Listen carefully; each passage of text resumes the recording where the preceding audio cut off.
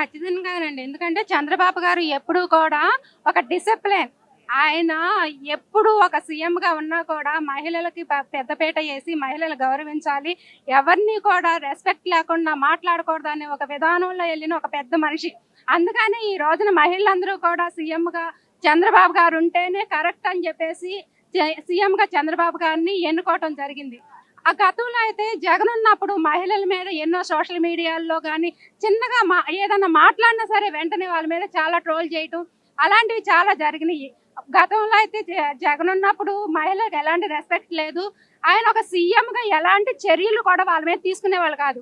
ఇప్పుడు ఏ పార్టీ సంబంధించిన వాళ్ళైనా సరే మహిళలను కించపరిచి మాట్లాడినప్పుడు జగన్ పార్టీ ఉన్నప్పుడు ఎలాంటి చర్యలు తీసుకునేవాళ్ళు కాదు. మహిళలకు ఎలాంటి రక్షణ కూడా ఇవ్వలేదు.